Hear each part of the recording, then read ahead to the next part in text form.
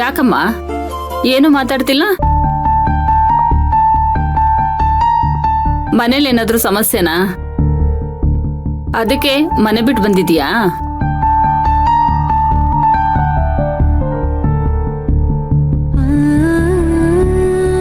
ನೀನ್ ನೋಡಿದ್ರೆ ಹೊಸದಾಗ್ ಮದ್ವೆ ಆಗಿರೋ ತರ ಕಾಣಿಸ್ತಾ ಇದೆಯಲ್ಲಮ್ಮ. ಗಂಡನ್ ಜೊತೆ ಜಗಳ ಮಾಡ್ಕೊಂಡ್ ಬಂದಿದ್ಯಾ ತಾನೆ?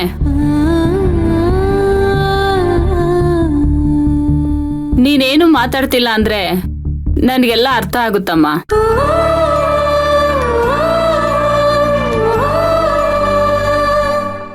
ಏನೇ ಆದ್ರೂ ಎಲ್ರಿಗೂ ದೇವ್ರೇ ದಿಕ್ಕಲ್ವಮ್ಮ. ಯೋಚನೆ ಮಾಡ್ಬೇಡ, ನಿನ್ನ ಕಷ್ಟಕ್ಕೂ ದೇವ್ರ ದಾರಿ ತೋರಿಸ್ತಾನೆ. ಇಲ್ಲ ಅಕ್ಕ, ಆ ದೇವ್ರು ಏನು ಮಾಡದೆ ಇರೋದಕ್ಕೆ ನನ್ನ ಜೀವನ ಹೀಗೆ ಬೀದಿನಲ್ಲಿ ಬಿತ್ತಿರೋದು. ಆ ದೇವ್ರು ಎಲ್ರನ್ನು ಕಾಯ್ತಾನೆ ಅಂತ ಹೇಳ್ತಾರೆ, ಆದ್ರೆ ನನ್ನ ವಿಷಯದಲ್ಲಿ ಅದು ಸುಳ್ಳು. ಅವನ್ ಬರೀ ಕಲ್ಲಕ್ಕ, ಕಲ್ಲು ಅಷ್ಟೇ. ನಮ್ಮ ಹಣೆ ಬರ ಸರಿ ಇಲ್ದೇ ಇರುವಾಗ ಆ ದೇವ್ರು ಕೂಡ ಏನು ಮಾಡಲ್ಲಮ್ಮ. ಆದ್ರೆ ಅವನ್ನ ನಂಬಿದ್ರೆ ನಮ್ ಕೈ ಬಿಡಲ್ಲ. ಆದ್ರೂ ನನ್ನ ಅನುಭವದಲ್ಲಿ ಒಂದು ಮಾತು ಹೇಳ್ತೀನಿ ಕೇಳು. ಒಂದು ಹೆಣ್ಣಿಗೆ ಗಂಡು ಅಂತ ಇರ್ಲೇಬೇಕು. ಅವರಿಬ್ರು ಜೊತೆಯಾಗಿರ್ಲಿ ಅಂತಾನೆ ಮದ್ವೆ ಅಂತ ಮಾಡಿದ್ದು. ಗಂಡ ಹೆಂಡತಿ ಅಂದ್ಮೇಲೆ ಸಣ್ಣ ಪುಟ್ಟ ಜಗಳ ಬಂದೇ ಬರುತ್ತೆ. ಅಂತ ಸಮಯದಲ್ಲಿ ಇಬ್ರಲ್ಲಿ ಯಾರಾದ್ರೂ ಒಬ್ಬರು ಸೋತ್ರೆ ಜೀವನ ಸರಾಗವಾಗಿ ನಡ್ಕೊಂಡು ಹೋಗುತ್ತಮ್ಮ. ಈಗ ನನ್ನೇ ತಗೋ, ನನ್ ಗಂಡ ದೊಡ್ಡ ಕುಡುಕ, ಸಂಸಾರ ಜವಾಬ್ದಾರಿ ತಗೋ ಅಂದ್ರೆ ಮಾರ್ ದೂರ ಹೋಯ್ತಾನೆ. ಆದ್ರೆ ಮಕ್ಕಳನ್ನ ಜೀವಕ್ಕಿಂತ ಚೆನ್ನಾಗಿ ನೋಡ್ಕೋತಾನೆ. ಮಕ್ಕಳಿಗೋಸ್ಕರ ಏನ್ ಬೇಕಾದ್ರೂ ಮಾಡ್ತಾನೆ. ಆ ಒಂದು ಗುಣಕ್ಕೆ ಇಷ್ಟು ವರ್ಷ ಅವನ ಜೊತೆಲಿ ಜೀವನ ಮಾಡ್ತಾ ಇದ್ದೀನಿ. ಹಂಗೆ ಪ್ರತಿಯೊಬ್ಬರಲ್ಲೂ ಒಂದ್ ಒಳ್ಳೆ ಗುಣ ಇರುತ್ತೆ. ಅದನ್ನ ನಾವೇ ಗುರುತಿಸ್ಬೇಕು, ಅವ್ರ ಜೊತೆ ಜೀವನ ಮಾಡ್ಕೊಂಡು ಹೋಗ್ಬೇಕು. ಎಲ್ಲ ಸರಿ ಹೋಗುತ್ತಮ್ಮ, ಅಳ್ಬೇಡ.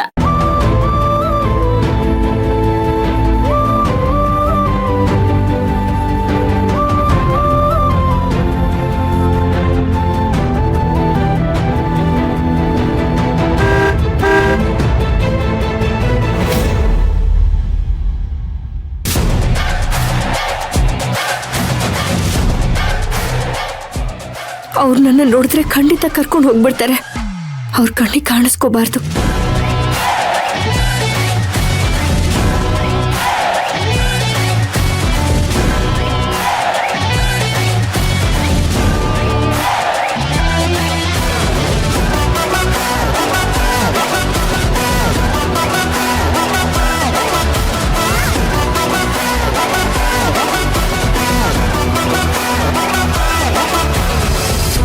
ಅಮ್ಮ, ಹಾ, ಹೂವ ಬೇಕಾಗಿತ್ತು. ಅಯ್ಯೋ, ಕ್ಲೋಸ್ ಮಾಡೋ ಟೈಮಲ್ಲಿ ಬಂದಿದ್ಯಲ್ಲಪ್ಪ. ಯಾವ ಹೂವ ಬೇಕು? ಅಯ್ಯೋ, ಅಂಗಡಿ ಹತ್ರನೇ ಬಂದ್ಬಿಟ್ರಲ್ಲ. ಮಲ್ಗೆ ಕೊಟ್ಬಿಡಿ. ಒಂದ್ 7-8 ಮೊಳ ಇದೆ. ಮೊಳ 50 ರೂಪಾಯಿ. 50? ಹಾ.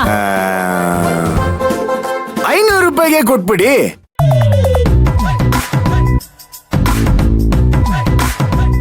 ಇಷ್ಟೊಂದು ಹೂವ ತಗೊಂಡೋಗ್ತಾ ಇದೆಯಲ್ಲ, ಯಾವ ದೇವ್ರಿಗಪ್ಪ? ದೇವ್ರಿಗ? ಹಾ. ದೇವ್ರಿಗಲ್ಲ, ನನ್ನ ಹೆಂಡತಿಗೆ. ಇಷ್ಟು ಹೂವ ತಗೊಂಡೋಗ್ತಾ ಇದೀಯ ಅಂದ್ರೆ ನಿನ್ ಹೆಂಡತಿನ ನೀನು ತುಂಬಾ ಪ್ರೀತಿಸ್ತಿದೀಯಪ್ಪ.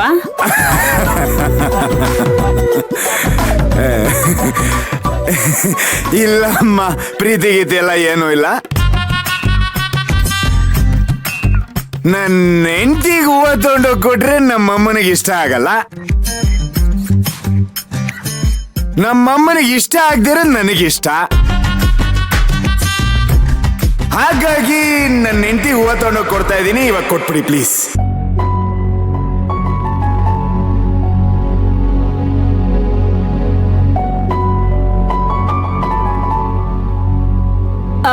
ಸರಿನಪ್ಪ, ತಗೋ, ಮೊದಲು ತಗೊಂಡೋಗಪ್ಪ. ಥ್ಯಾಂಕ್ ಯು ಅಮ್ಮ, ಗುಡ್ ನೈಟ್. ಹುಷಾರು.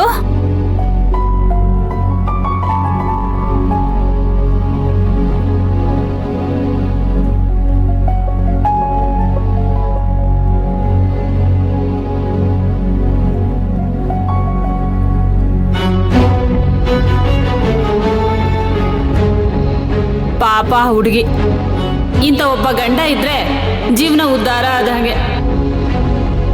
ಹೆಂಡತಿ ಖುಷಿ ಕೊಡೋದಕ್ಕಿಂತ ಅವ್ರ ಅಮ್ಮನ ಕೋಪ ಬರ್ಲಿ ಅಂತ ಹೂ ತಗೊಂಡೋಗ್ತಿದ್ದಾನೆ. ಇವನ್ ಕಟ್ಕೊಂಡಿರೋಳು ಅದೇನ್ ಪಾಪ ಮಾಡಿದಳೋ ಗೊತ್ತಿಲ್ಲ.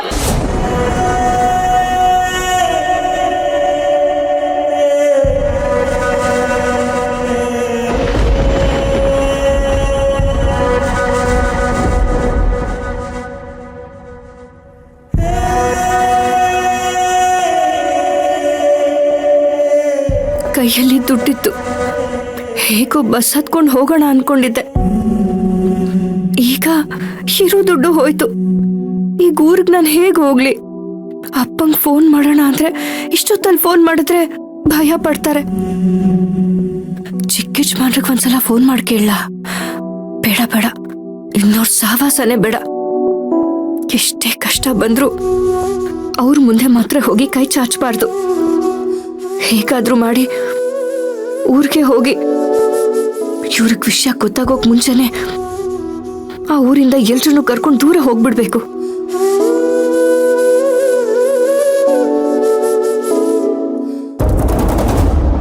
ಹಾ ಮಗ ರೆಡಿ.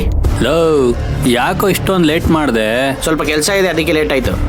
ಮಗ, ಇವತ್ತಂತೂ ಒಳ್ಳೆ ಲಾಭ. ಎಲ್ಲೋಳು ದುಡ್ಡು ಕೊಡಲ್ಲ ಅಂತ ಟೆನ್ಷನ್ ಆಗ್ಬಿಟ್ಟಿದೆ. ಆದ್ರೆ ಕೈ ತುಂಬಾ ದುಡ್ಡು ಕೊಟ್ಲು ಮಗ. ನನ್ಗೊಂದು ಡೌಟು, ಆ ಮಿನಿಸ್ಟ್ರ್ ಮನೇಲಿ 3 ತಲೆಮಾರು ಕೂತ್ಕೊಂಡು ತಿನ್ನೋಷ್ಟು ದುಡ್ಡಿದ್ದು ಆ ಮನೇಲಿ ಯಾಕೆ ಕಳ್ತನ ಮಾಡಿಸಿದ್ರು? ಅದೆಲ್ಲ ನಮ್ಗೆ ಯಾಕೋ, ಕೆಲಸ ಮಾಡಿದ್ಕೆ ಕೈ ತುಂಬಾ ದುಡ್ಡು ಸಿಕ್ತಾ ಅಟ್ ಸಾಕು.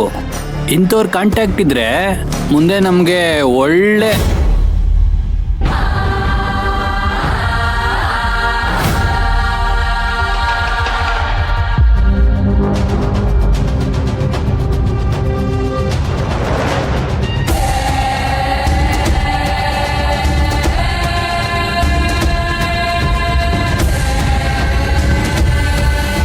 ಏಯ್, ಇವತ್ತು ಕಳ್ತನ ಮಾಡಕ್ ಹೋಗಿದ್ವಲ್ಲ, ಅಲ್ಲಿದ್ದಿದ್ದು ಹುಡುಗಿ ಇವಳೇ ಕಣೋ.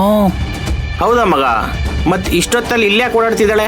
ಲವ್, ನನ್ಗೇನೋ ಗೊತ್ತು, ಬಾ ಹೋಗ ಅವಳನ್ನೇ ಕೇಳ್ಬಿಡಣ. ಏಯ್, ನಿಂಗೇನ್ ತಲೆಗಿಲೆ ಕೆಟ್ಟಾಯ್ತಾ? ನೀನೇನಾರು ಹೋಗೋ ಅವಳ ಎದುರುಗಡೆ ನಿಂತ್ಕೊಂಡ್ರೆ ನೀನೇ ಕಳ್ತನ ಮಾಡಿದ್ದು ಅಂತ ಗೊತ್ತಾಗಲ್ವಾ? ಮತ್ ಇವಾಗ ಏನ್ ಮಾಡೋಣ ಅಂತ್ಯಾ?